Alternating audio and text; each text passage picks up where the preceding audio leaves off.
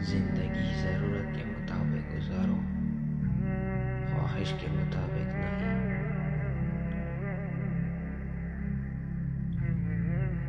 باوقار کام کی طرح زندہ رہنا چاہتے ہیں تو اپنی روایات کو نہ بھولو۔ اسلام کا سر بلند دیکھنا چاہتے ہو تو دوست اور دشمن کی پہچان کرنا سیکھو۔ دفاع کا بہترین طریقہ یہ ہے کہ تم دشمن کی سوچ سے بھی پہلے اس سے دبوچ لے۔ مجھے نظر آ رہا ہے کہ فلسطین کا خطہ امن سے ہمیشہ دور ہی رہے گا۔ اسلام تلوار کے زور سے پلایا تھا یا نہیں، لیکن اسلام کے تحفظ کے لیے تلوار کو ضروری سمجھتا ہوں۔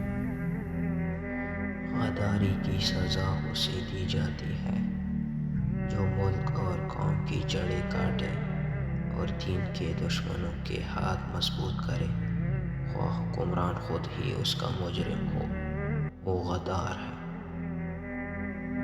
شیر کو کوئی فرق نہیں پڑتا کہ ایک گیدڑ کیا سوچتا ہے۔